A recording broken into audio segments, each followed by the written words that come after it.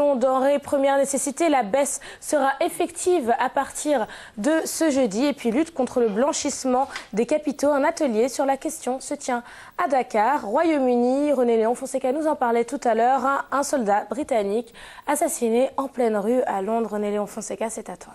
Mesdames et messieurs, merci de nous recevoir chez vous et nous parlons de la baisse des prix des denrées de première nécessité. La mesure était attendue par les populations et sera effective à compter de ce jeudi 23 mai 2013. Le Conseil national de la consommation s'est réuni hier pour publier ces nouveaux prix. Selon le ministre du Commerce, la loi sera appliquée dans toute sa rigueur à ceux qui ne l'appliqueront pas. Fanta Badji. Cette baisse concerne les prix de 3 denrées de première consommation, à savoir le riz non parfumé, l'huile en fût et le sucre cristallisé. Pour le riz brisé non parfumé, 260 francs pour le consommateur sénégalais, 245 francs au niveau du grossiste et 240 francs au niveau de l'importateur. Le prix de litre de l'huile en fût est proposé de 900 francs. 900 francs contre 1000 francs comme prix dominant aujourd'hui sur le marché. Donc soit une baisse de 100 francs sur le litre de l'huile en fût. Le comité a proposé un prix homologué du sucre cristallisé à 575 francs le kilo, contre aujourd'hui 600 francs sur le marché. Soit une baisse de 5 francs pour le consommateur sénégalais. Tout un dispositif qui est mis en place pour l'application correcte de ces prix. Tolérance zéro est décrétée pour les commerçants véreux. Les populations sont invitées à appeler le numéro vert 800 07 777 pour dénoncer ceux qui ne respectent pas les nouveaux prix. Et on s'excuse pour ces quelques problèmes de son, je vous le rappelle. Les prix des denrées de première nécessité vont connaître une baisse. La mesure était attendue par les populations et cette mesure sera effective à compter de ce jeudi 23 mai. Le Conseil national de la consommation s'est réuni hier pour publier ces nouveaux prix et selon le ministre du Commerce, je vous le rappelle, la loi sera appliquée dans toute sa rigueur à ceux qui ne l'appliqueront pas. Nous y reviendrons dans les prochaines éditions. La lutte contre le blanchiment des capitaux et le financement du terrorisme, on en parle ce matin. Une rencontre sur la question s'est ouverte hier à Dakar. Le GIABA, l'ARCOBEF et la CENTIF veulent guider et sensibiliser les responsables des institutions financières sur les risques du phénomène. Selon une étude, des centaines de milliards transitent dans les banques pour alimenter ces réseaux d'Amsila. Le blanchiment de capitaux et le financement du terrorisme constituent des fléaux à l'échelle mondiale qui n'épargnent aucun pays et aucune économie. Ils touchent beaucoup les institutions financières où transitent des milliards pour alimenter ces réseaux. Conscient de cela, le GIABA a réuni les acteurs pour une sensibilisation sur la question. Basé sur une pédagogie de type participative, l'atelier devra permettre à court et à moyen terme un accroissement du nombre de déclarations d'opérations suspectes crédibles transmises à la CENTIF, une amélioration du régime de surveillance et de l'intégrité des institutions financières. La contribution des institutions financières est fondamentale dans la lutte contre le blanchiment de capitaux et le financement du terrorisme. Au Sénégal, sur 454 déclarations de soupçons transmises à la CENTIF entre 2006 et 2011, les 92% proviennent essentiellement des banques, d'où la nécessité de renforcer leur capacité afin de limiter les risques.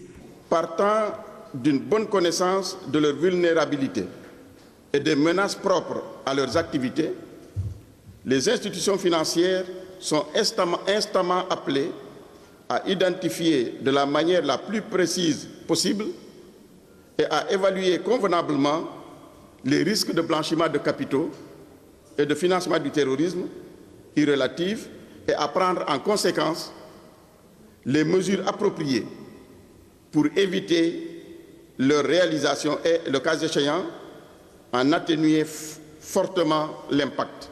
Il est par conséquent important que les acteurs en charge de cette lutte soient formés et dotés de moyens adéquats pour une meilleure efficacité des dispositifs. Le système financier reste le secteur le plus vulnérable aux activités de blanchiment d'argent et de crimes organisés. Au Sénégal, selon le rapport de la CENTIF, le blanchiment fait perdre aux contribuables 1120 milliards de francs CFA, soit 17,6% du PIB pour la période 2004-2011. Autre titre ce matin sur l'international, cet assassinat sordide au Royaume-Uni. Un soldat britannique a été tué en pleine rue À Woolwich, dans un quartier du sud-est de Londres, le meurtre s'est produit à proximité d'une caserne militaire. De nombreuses questions aujourd'hui demeurent après cet assassinat. Les autorités, elles, parlent d'une attaque terroriste. Mercredi après-midi dans le quartier de Woolwich, en banlieue de Londres. Ensanglanté, couteau à la main, cet homme dit qu'il vient de commettre un meurtre avec un complice.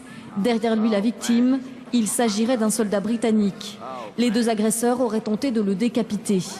L'homme invite les passants à le filmer, lui et son complice, et tente même d'expliquer leurs gestes.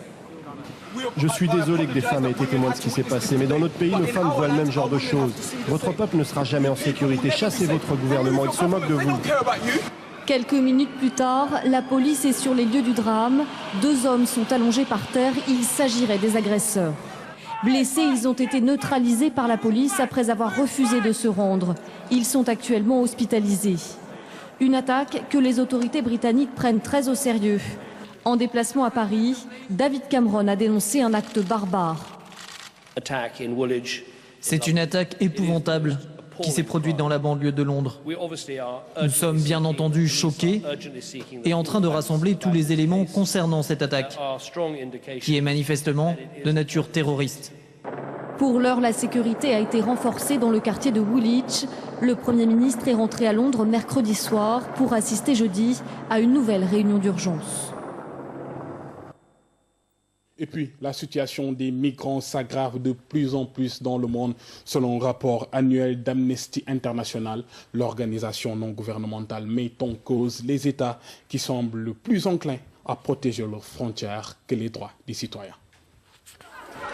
Ils sont des millions à avoir fui les conflits et les persécutions ou à chercher une vie meilleure dans un autre pays.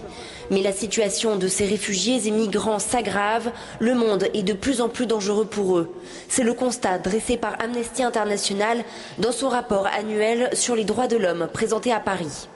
Il faut plus de responsabilité de la communauté internationale. On est en droit de se demander quel est ce concept de souveraineté qui fait plus état de protéger des gouvernements qui violent les droits humains, alors que justement cette souveraineté devrait être celle de protéger les droits de leurs citoyens, de ceux qui habitent sur leur territoire. Amnesty International revient également sur la situation en Syrie en 2012 et pointe du doigt l'échec de la communauté internationale à mettre un terme aux tueries. Pour les réfugiés, la plupart des 214 millions de migrants à travers le monde voient leurs droits bafoués. C'est une réelle urgence humanitaire face à laquelle la communauté internationale doit donner plus de réponses concrètes. Et on se quitte sur ces images. Regardez, c'est le premier avion solaire. Son nom, Solar Impulse. Il a décollé ce mercredi de Phoenix à destination de Dallas au Texas. L'engin est propulsé par la lumière du soleil. Il se déplace en moyenne à 70 km/h. 12 000 cellules photovoltaïques l'alimentent en énergie. C'est un monoplace de 1600 kg en fibre de carbone avec une envergure d'aile de 63 mètres. Fin de ce bulletin d'information, mesdames et messieurs. Merci de nous avoir suivis. Merci de votre attention et de votre fidélité. Je vous souhaite une très bonne journée. Quelle belle image, René Léon Fonseca. Ça nous donne envie de voyager, cet avion qui fonctionne. Du jamais vu. Hein. Par contre, alors, si jamais, c'est pas seulement, c'est avec la lumière, en fait, c'est pas seulement le soleil, parce que sinon, s'il y a des nuages qui arrivent d'un coup, on plonge. Il faut poser cette question aux Américains. Hein. Voilà. De toute façon, ils ne cesseront de nous surprendre, ces gens-là. Il y a tellement de journalistes ici que, bon, en tout cas, j'imagine qu'on aura la réponse assez rapidement. Ouais, on l'espère en tout cas. On l'espère parce que. On va répondre à la question. C'est pas très rassurant. Non, je suis pas expert en aviation, mais en tout cas, j'ai automatiquement pensé à la même chose. Voilà, un climat nuageux. Voilà, qu'est-ce qu'ils vont faire? On voit directement l'avion. Merci beaucoup, René.